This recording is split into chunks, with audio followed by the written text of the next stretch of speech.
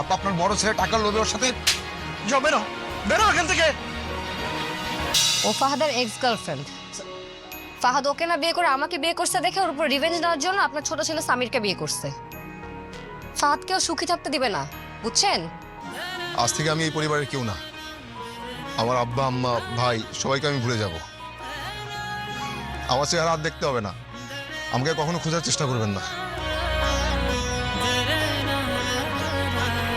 একটা গভীর চক্রান্ত মুহূর্তের মধ্যেই বদলে দেয় অনেকগুলো মানুষের জীবন। অপমান আর অবিশ্বাসের বোঝা বুকে নিয়ে সামির ও মেহেরিন বাধ্য হয় বাড়ি ছেড়ে চলে যেতে। শেষ পর্বে কি সায়রাই পরিণত হবে নিজেরই সাজানো খেলায় সবচেয়ে বড় শিকারে? একটি মিথ্যা অভিযোগ, একটি পরিবারের ভিত নাড়িয়ে দেওয়া ষড়যন্ত্র। ২৯ নম্বর পর্বে সামনে আসবে এমন কিছু সত্য যা কল্পনারও বাইরে। ২৮ নম্বর পর্ব ইতিমধ্যেই আমাদের ইউটিউব চ্যানেলে আপলোড হয়ে গেছে। যারা এখনও দেখেননি চাইলে দেখে নিতে পারেন। আজকের ভিডিওতে আমরা আলোচনা করব এটা আমাদেরই গল্প নাটকের ২৯ নম্বর পর্ব নিয়ে, যেটিই হতে চলেছে এই জনপ্রিয় ধারাবাহিকের শেষ পর্ব। এই পর্বে কার মিথ্যা প্রকাশ পাবে, কার আসল চেহারা বেরিয়ে আসবে, আর কে পাবে তার কর্মফলের শাস্তি?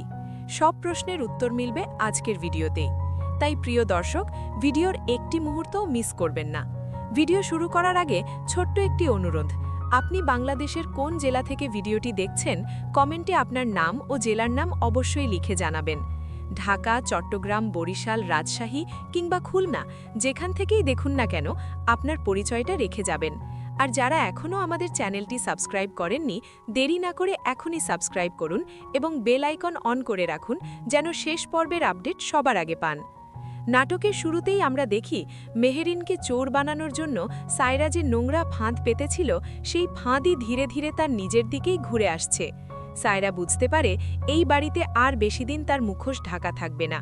কিন্তু সে সহজে হার মানার মানুষ নয়।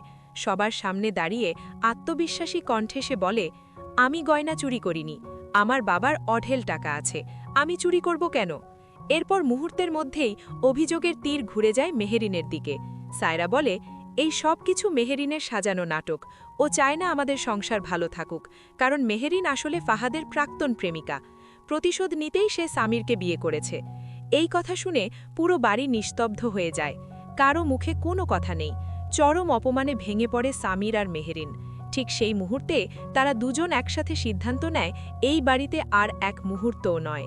সামির ব্যাগ গুছিয়ে নেওয়ার সময় সবাইকে উদ্দেশ্য করে বলে, যে বাড়িতে আমার স্ত্রীকে অপমান করা হয়, আমাকেও অপমান করা হয়, সে বাড়িতে আমি থাকতে পারি না। এই কথা বলেই সামির মেহেরিনের হাত ধরে বাড়ি ছেড়ে বেরিয়ে যায়। পেছনে পড়ে থাকে বাবা মায়ের কান্না, ফাহাদের নীরব চোখের জল আর সায়রার চাপা নিশ্চুপতা। এরপর দেখা যায় বন্ধুর সহায়তায় সামির একটি ছোট বাসা ভাড়া নেয়।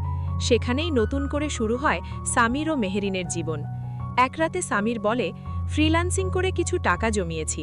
রফিক ফুপা একদিন গার্মেন্টস ব্যবসার কথা বলেছিল, আমি সেটা শুরু করতে চাই।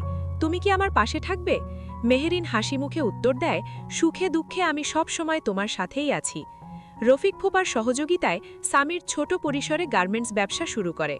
দিন গড়ায়, মাস পেরোয়, ধীরে ধীরে ব্যবসা বড় হতে থাকে। ২ বছর পর সামির শহরের একজন প্রতিষ্ঠিত গার্মেন্টস ব্যবসায়ী। দেশ বিদেশে তার ব্যবসা ছড়িয়ে পড়েছে। দামি বাড়ি, দামি গাড়ি, সব কিছুর মাঝেও সবচেয়ে বড় সুখ হল সামির ও মেহেরিনের সংসারে এসেছে ২টি ফুটফুটে সন্তান। এদিকে ফাহাদ ও মীরার সম্পর্ক আরও গভীর হয়। একসময় ফাহাদ মীরাকে বিয়ে করার সিদ্ধান্ত নেয়। আর সায়রা, সে এখন পুরো বাড়ির ওপর নিজের কর্তৃত্ব কায়েম করেছে। প্রতিনিয়ত খোঁটা দিয়ে বলে, এই সংসার আমার স্বামীর টাকায় চলে, আমি যেভাবে বলবো সেভাবেই চলতে হবে। বাড়ির মানুষগুলো নীরবে সব অপমান সহ্য করে যেতে থাকে। এভাবেই একদিকে শান্তি আর সাফল্যের নতুন অধ্যায়, অন্যদিকে দম বন্ধ করা দখলদারিত্ব, এই দুই বিপরীত বাস্তবতার মধ্য দিয়েই শেষ হয়ে যায় আমাদের বহুল জনপ্রিয় নাটক এটা আমাদেরই গল্প। শেষ করার আগে আপনাদের জন্য কিছু প্রশ্ন রেখে যাচ্ছি। সায়রার কি কখনো শাস্তি হবে? ফাহাদ কি তার ভুল বুঝতে পারবে? নাকি এখানেই শেষ নয়, আসছে এটা আমাদেরই গল্প সিজন 2? সবশেষে সবচেয়ে গুরুত্বপূর্ণ আপডেট, ২৯ নম্বর পর্ব আসছে আগামী ১১ই ফেব্রুয়ারি দুপুর ঠিক ১২টায়। ভিডিও ভালো লাগলে অবশ্যই লাইক দিন, কমেন্টে আপনার জেলা লিখুন এবং ভবিষ্যতের সব আপডেট পেতে চ্যানেলটি সাবস্ক্রাইব করে আমাদের সাথেই থাকুন। আল্লাহ হাফেজ।